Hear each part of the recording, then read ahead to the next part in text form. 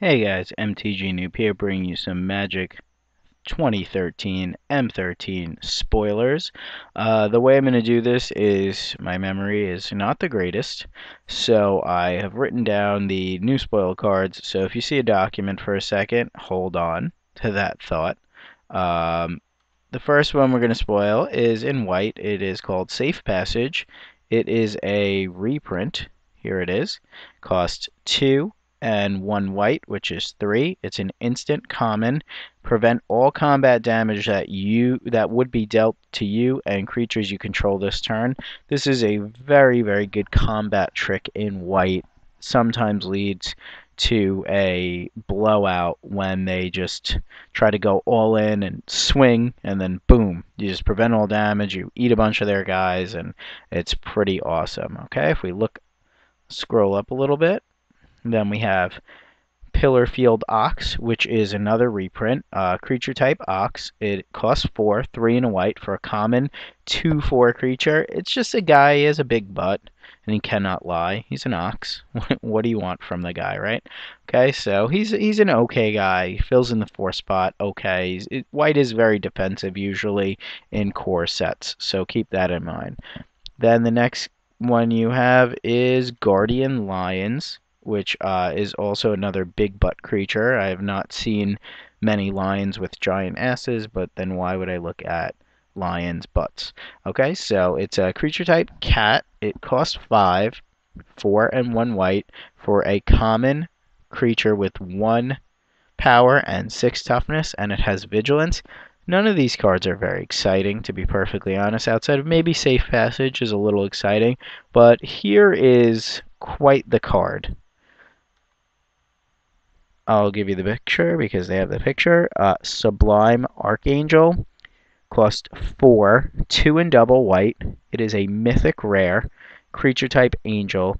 It is a flyer, and it has exalted, but it also is kind of sick in the sense that other creatures you control have exalted, and its stats are 4/3. So it's a bomb by far. Basically, it attacks as a 5/4 flyer on turn 5, unless you get it out a little bit earlier. If you have built up creatures before that, they all get exalted. So let's say you had hypothetically a 1-drop, a 2-drop, a 3-drop in play. You're playing like a white weenie deck. You slam this, you swing with whatever, and then you swing with this, and it has 8 power, 7 toughness, which is very fantastic. The only downside to this card that I've heard of is in Legacy and Modern. It still dies to Lightning Bolt, but what could you do? You can't really hate on a sweet mythic like that. It's an angel. I'd want one myself. Okay, let's go to the blue cards, and we have a card called Hydro Surge. Excuse me. I have a card called blah, blah, blah. That's what I should have said. And it basically, here's the picture of it. Hydro Surge, 1 blue instant, common. Target creature gets -5, -0 until end of turn. And basically, it's a decent combat trick. It nerfs the power of a creature that is hard to deal with. Okay, we're having some load time. And the other one was, I believe, Tricks of the Trade. Here we go down here. It is also a common, costs 4, 3 and a blue, enchantment aura. Enchant creature, and enchanted creature gets +2/+0 and is unblockable. Auras are always kind of tricky, whereas if they're not fantastic, you probably don't play them. This one is okay because it basically buffs your guy out of nowhere. So if you just want to win the game, kind of like you need extra 2 points, and you got to get through some, high toughness guys or high power guys, you can just slap this on any creature. I don't think it's going to be stellar, but I think it's okay. All right, now we'll talk about our black cards quick. We have Cowern Fear and Crippling Blight. Cowern Fear basically says, I am an instant, I am an uncommon, and I potentially can screw over your opponent by giving all their creatures -1/-1 until end of turn. However, I cost double black and 1. This card will see play, kills little things, and it makes combat very difficult. So if you're in black, you're going to be playing this in limited. It's good at killing tokens in standard and small things. However, I think it's a little bit too slow, and you have Ratchet Bomb currently to kill tokens and things of that nature. Alright, Crippling Blight is next. It's also an aura for 1 black, common, enchanted creature. Enchanted creature gets -1/-1 and can't block. I think the fact that the creature can't block is very relevant. It kind of says like, hey, you have this giant toughness guy or this huge dude like a 7/7 guy, and now I'm just gonna get through it where they think that they're safe. If they have 1 blocker, they could trade. You slap this on, it makes it so that combat is a little bit tricky. Also, it kills small things and weakens their power as well. Okay, next we have red. We have a few cards in red. Okay, I know this spoiler is a little bit long tonight. Trying to hang in there, hopefully. Okay, we have a few reprints. Goblin Arsonist, which is a 1/1 that costs 1 red. Goblin Shaman, common. You like how I rhyme there. When Goblin Arsonist dies, you may have it deal 1 damage to target creature or player. This is a crappy little 1/1, but the fact that he's able to take down 2 toughness creatures is relevant. You might play him as a 22nd, 23rd card. If Goblin's got a little bit more help, then you might see him just being in there, but I don't think he's going to be good enough. Then you have Volcanic Strength over here. It's an aura at common, cost 1 and a red, so cost 2. Enchanted creature gets +2/+2 and has Mountain Walk. Mountain Walk is actually very relevant in core sets. Being able to virtually have a creature that has +2/+2 and bashes in is pretty good. So that's one of the better auras. And then over here we have Krenko, which is by far a sweet name. I don't know if it's Russian. It sounds very Russian and badass. The mob boss. He costs 2 and 2 red. He is rare, not mythic, so that's always nice. So he costs 4. Legendary, though. He's a legendary goblin warrior. And he's 3/3. So 3/3 for 4 is okay, but the fact is he basically gets to put X 1/1 red goblin creature tokens onto the battlefield, where X is the number of goblins you control. So let's say you got some goblins, you play them, then you slam down this guy, then you make more goblins, then you tap him again, you make more goblins. So basically he comes into play as a 3/3 and can make you a 1/1 once he is able to untap. Then the next turn he'll make you 2 more tokens, then 4. So it's kind of like a doubling effect, but if you have other guys out, it's even better. So that's the red. Now we have a ton of green cards. Most of them are commons or reprints, and we have some artifacts as well. So let's talk about the green cards. Okay, first we have... I can't remember. I didn't really look. Okay, I thought it was that, but Bountiful Harvest, which costs 5, 1, and 4 colorless, 1 green, 4 colorless sorcery. You gain 1 life for each land you control. It's a sideboard card at best against really aggressive decks, but very aggressive decks might be able to beat you down fast enough, and you end up maybe having 5 land at most when you play this, and that's not very, very sexy. Okay, then we have Center Corsair, which is just a 3/3 for 3, 2 and a green.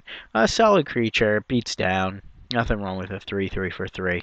Creature type, Centaur Warrior, and common. Then you have Duskdale Worm, which is a reprint, so is Centaur Corsair, so is Bountiful Harvest. Cost 7, 5 and double green for an uncommon worm. 7/7, usually pretty crappy because it has no evasion, but this one does have trample, so trample is very relevant.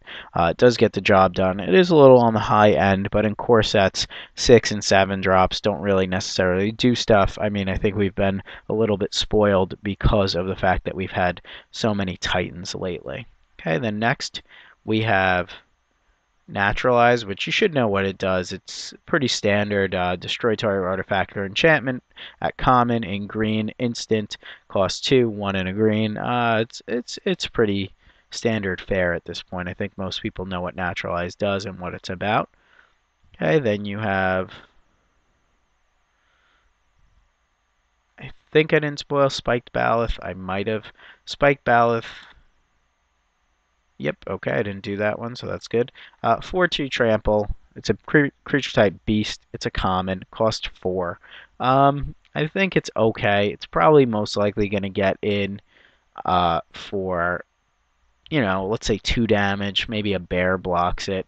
I don't think it's very great. But if you do end up giving it evasion somehow, having 4 attack plus whatever the evasion buff would be is usually pretty nice. So that's pretty fine. Okay, and then finally in green we have Yeva Natural's Herald. Okay, I'll just show you the picture. Cost 4, 2 and 2 green. It's a legendary creature. I think there's a cycle of these. It's an elf shaman. It's a rare, which is nice that it's not mythic. It's got 4 power and 4 toughness, and it has flash, which is always good. Flashing in a 4/4 really screws up your opponent. And you may cast green creature cards as though they had flash. So nothing wrong with slamming down something and playing all your creatures on their turn. Makes things very difficult for combat. If they are playing any counter magic, it makes them have pretty crappy decisions. Okay, and the last 3 cards are 3 new artifacts. By new, I mean 2 reprints. I meant new like I didn't spoil them yet. First is Elixir of Immortality, which is really good against mill strategies. Cost 1 is uncommon as in an artifact. Pay 2, tap, and sack. You gain 5 life, which sometimes is relevant. The life gains at time is relevant. And shuffle Elixir of Immortality and your graveyard into their owner's library. So like I said, it's very good defense against mill. However, it is uncommon, so you might not get a ton of these if you're drafting. But it is very good at doing what it does for 1. Okay, next is Tormod's Crypt, which is a reprint. Costs 0. It's an artifact, uncommon. Tap, sacrifice this card, exile all cards from target player's graveyard. So this kind of hoses Reanimator strategies.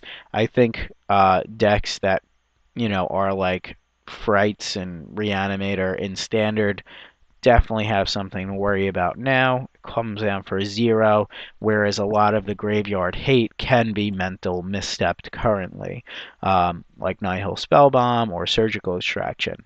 This also will affect minorly any zombie strategies that tend to put things in the graveyard and regrow them. So I think it's definitely going to be a good reprint, very strong, and I like the fact that it exists, but it does nerf a lot of the graveyard strategies. Okay, and then finally, our last card for the night is Ring of Evos Isle. 2, colorless. It's an artifact equipment. It is an uncommon and costs 1 to equip, and you pay 2. Equip creature gains hexproof until end of turn.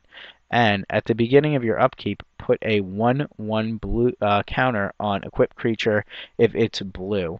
Now, I don't really know what to make of this card besides it has really sweet art. Giving things hexproof is very fantastic, and then for the cheap, you basically can give your bomb hexproof for 5 right away as long as they don't have a response. Once it's on, it's really good, and I think it's going to see a lot of play, especially in blue decks, because even if you put this on something like a 2/1 flyer and you protect that creature for 2 mana, it's going to grow to a 3/2, a 4/3, a 5, and it's eventually just going to keep growing. You can move it around, not at instant speed, of course, it's an equipment, but you can make decisions if you want to, protect a stronger creature. It doesn't only have to protect, blue creatures. It could protect all your creatures. It's just if the creature is blue, it gets a bonus. And it's kind of like Lightning Greaves, or I think it was like Swift Boots or something like that. I know that's not the exact name. But giving something hexproof, even at the cost of keeping up 2 mana a turn, is very fair and reasonable, especially with that bonus. Okay, so these were some sweet M13 spoilers. Make sure you are aware that I have a contest going on. Check out my homepage and you'll see the video for it. If you haven't subscribed yet, please subscribe and you will be entered into the contest if you want in. And I look forward to bringing you more M13 spoilers. Please check out all my other videos and tell your friends about my website or my channel. Thanks a lot. Thanks for watching.